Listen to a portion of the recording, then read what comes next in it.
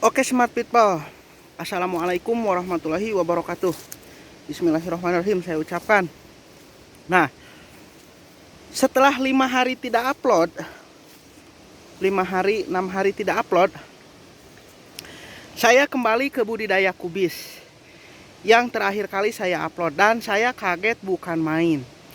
Nah, dan ini yang terjadi jika kita lalai sebagai pemegang kendali dan pemeran utama dalam setiap budidaya yang kita budidayakan. Ini akibatnya jika kita lalai mengawasi, mengenali dan mencermati. Saya tunjukkan. Nah, ini kubis yang kita review masa pengolahan lahan, penanaman, pengaplikasian fungisida dan lain sebagainya. Nah, jika kita lihat secara seksama, nah taruhlah ini.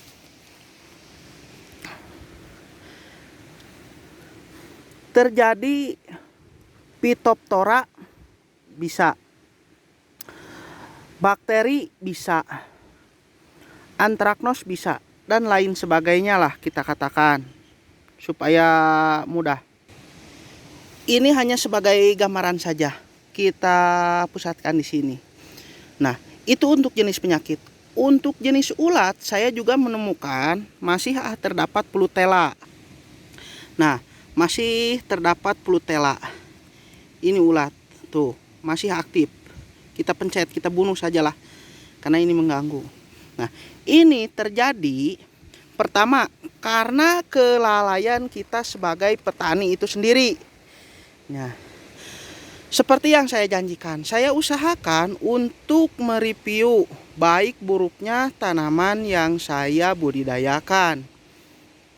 Nah, karena seperti yang saya katakan, teori saja itu tidak cukup. Itulah uniknya, itulah jerih payahnya petani. Uniknya disitulah. Itu terjadi manakala pertama, kelembaban di sekitar wilayah tanaman yang kita budidayakan itu sendiri. Curah hujan tinggi, hasil pembersihan gulma yang kita taruh pada video sebelumnya itu sedang terjadi pembusukan. Itu mengakibatkan masalah. Nah, itu salah satunya itu.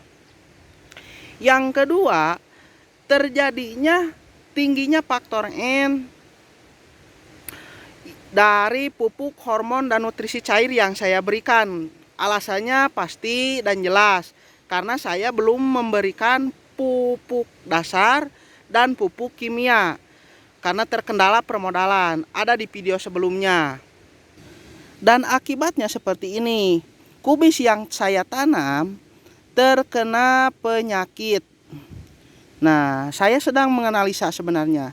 Jadi mari kita sama-sama sharing. Jika yang tahu solusinya silahkan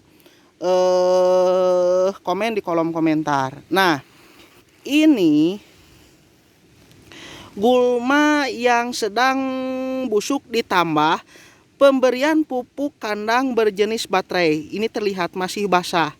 Ini kemungkinan terjangkit dari sini. Nah, bakterinya. Nah, tapi itu bukan masalah besar. Relax, enjoy, dan lain sebagainya. Manakala itu sudah tertangani dengan pestisida, fungisida yang kita berikan. Salah satu buktinya adalah, nah, si daun muda ini aman dan sehat karena ini yang akan bertelur. Nah, untuk bagi yang bertanya, bisakah kita lakukan pemangkasan pada daun tua? Itu bisa, ya silahkan. Kita contohkan seperti ini. Nah, kita contohkan di sini. Ini daun tua, kita pangkas, mungkin artinya seperti ini, kita pangkas. Nah, itu bisa saja dilakukan. Silahkanlah sesuai kebutuhan. Nah, di sini juga saya sedang menganalisa apa jenis pupuk yang saya akan berikan. Nanti kita timbun. Nah, lalu dilakukan pengaplikasian pestisida juga sebagai penanggulangan. Nah, seperti ini mungkin maksudnya. Nah, ini sedang melakukan pembusukan. Nah, Nah, hasilnya mungkin seperti itulah kurang lebih. Kita sambil jalan. Nah, tuh, tanamannya habis. Ini murni kesalahan saya sebagai petani, di mana lengahnya dalam pengawasan, lengahnya dalam mengenali dan mencermati. Nah, seperti yang saya katakan, itulah uniknya bertani, di mana teori saja tidak cukup.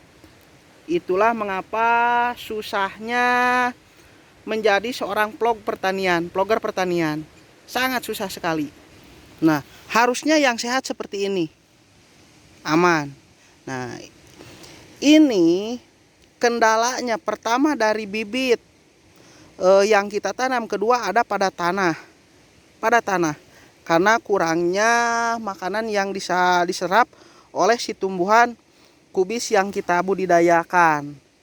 Jadi tidak memberi zat antibodi semacam sistem imun pada manusia, begitu juga pada kubis.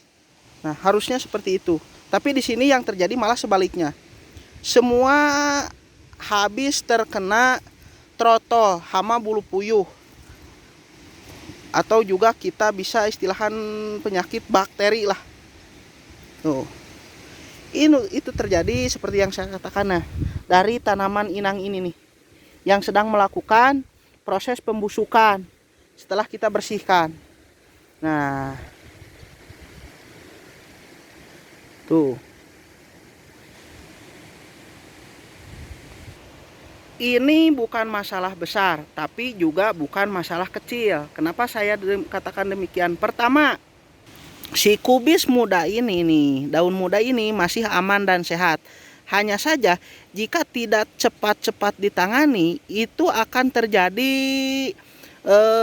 munculnya penyakit lagi, atau aktif kembali si bakteri tersebut. Masih aman, karena yang terjangkit semuanya daun tua. Itu murni alami karena cuaca dan kelembaban yang ada pada sekitar tanaman kubis yang dibudidayakan. Yang kedua, saya katakan bukan masalah kecil dan bukan masalah besar. Kita harus cepat-cepat mengobati dan menanggulangi penyakit yang terjangkit atau terdapat pada tanaman kubis yang kita budidayakan. Salah satunya dengan metode pengaplikasian fungisida kimia. Nah, mungkin maksudnya seperti ini nih. Ada yang bertanya di kolom komentar, hanya saja saya belum sempat karena kesibukan. Nah, ini bagus ini. Nah, bagi yang bertanya, kawan-kawan, ini bisakah dilakukan pemangkasan daun tua seperti ini? Itu bisa, silahkan saja lakukan lah. Alasannya bagus, tapi saya sarankan janganlah kalau tanamannya sehat. Tuh. Tanamannya sehat sebenarnya, hanya saja baru mulai sembuh.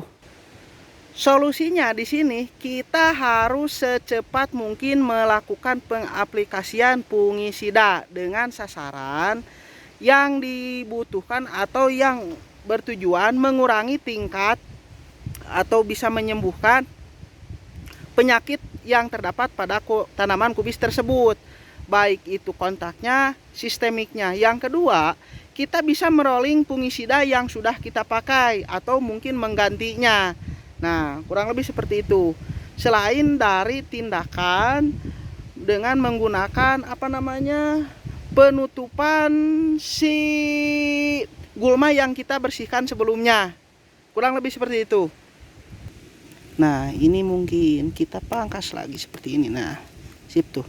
Ini pupuk kotoran ayam yang kita aplikasikan 5 hari sebelumnya. Terakhir kali saya ngeplog ini nih, pengaplikasian ini. Ini pupuk atau kohe ayam berjenis baterai. Kalau di sini nggak tahu kalau di tempat kalian. Oke, kurang lebihnya seperti itu masalah yang saya dapati hari ini. Sampai jumpa di lain waktu dan lain video. Semoga bermanfaat.